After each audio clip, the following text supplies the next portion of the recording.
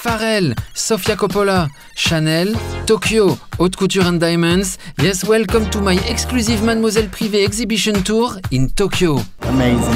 Hello, I'm Loic Prigent. Subscribe to my channel for weekly access to what's best in fashion. Today we are in Tokyo for the Mademoiselle Privé exhibition Chanel is holding for a few months. It's free and you can even get an embroidery lesson. I'll show you later. First we saw PHARRELL, friend of the house and as obsessed as I am by the Karl Lagerfeld dresses and the Virginie Viard numbers in the show. Coucou. How are you? Good. What are your three favorite things in this exhibition? The dress from Virginie's first collection, the black and white one. Why? I just love the silhouette. I just think that her view of like the woman's body and how it should be cladded is really bespoke to her. I love the one with the fancy yellow diamond with the comet in it. I thought the inspiration from the red desk was really good.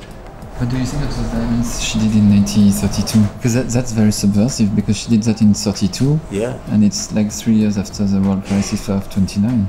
It feels like she didn't do things for the era as much as she was inspired by the era, but made things for pure impression and did not really care about the year or the time.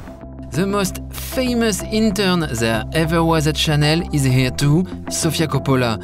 She did a little film for the exhibition and she wears a very classic Chanel suit by Virginie Viard. Loic? Loic? Yeah, I said hello to Loic. I've known Loic for a long time. You ready? I love how you wear your Chanel jacket. I love having a classic Chanel suit. My favorite is Romy Schneider in the Visconti film with her wearing Chanel, and so that's my inspiration. And I'm very happy that Virginie makes this classic suit. I was wondering, how was your first internship at Chanel?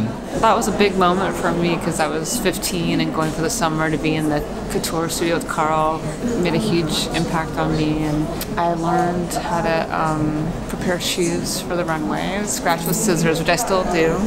I mean, to see Karl start from sketch to the final show, to see the whole process, and also the way that Karl was doing so many different things, that he was doing photography and films and collections and so many different things that made a big impression on me as a kid, that as a creative person you can do whatever interests you, and I think that's something that always stayed with me.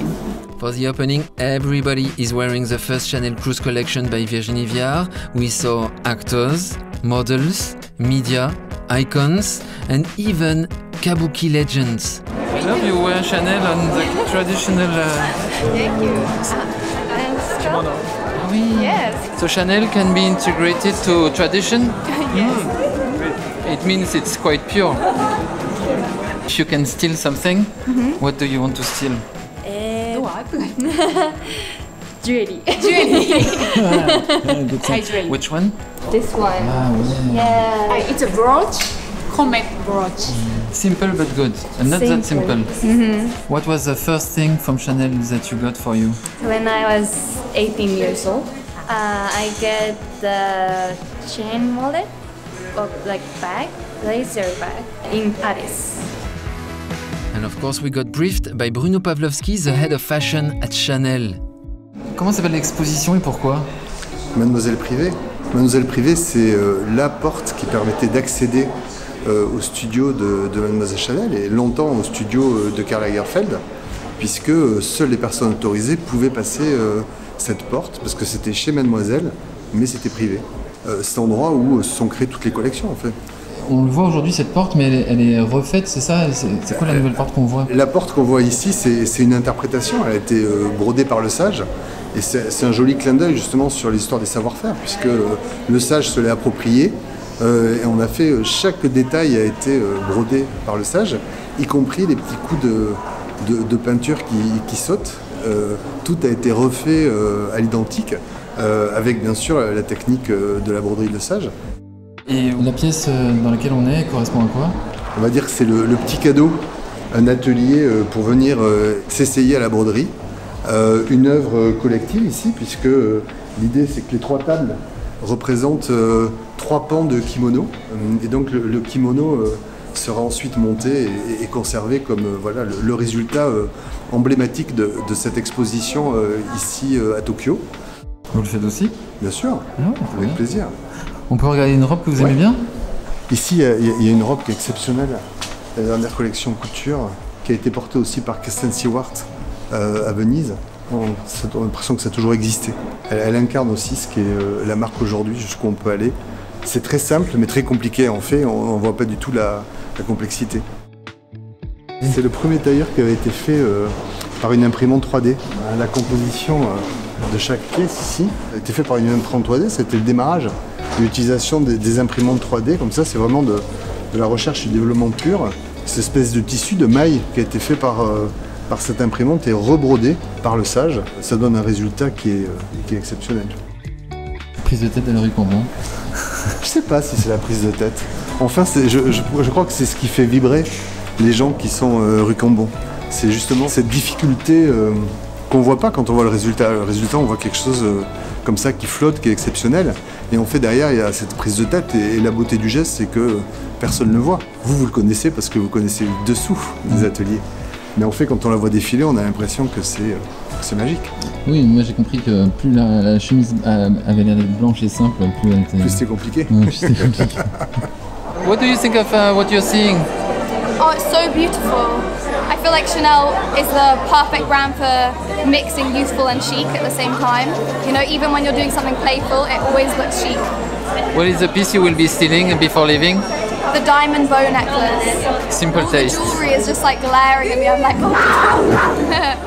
The Chanel diamonds are still intriguing, almost 100 years after their creation. Moi, je pense qu'elle est assez punk parce que c'est la seule femme créatrice de mode qui se lance dans la haute joaillerie dans un milieu qui est dominé par des marques du 19e siècle qui en gros sont avec à la tête des moustachus qui la voient pas venir d'un très bon œil. Donc oui, je pense qu'elle est assez rebelle, elle est même punk dans l'esprit. En revanche, elle est aussi super moderne parce qu'elle le fait avec une œuvre caritative, la charité maternelle, et ça aussi c'est une première.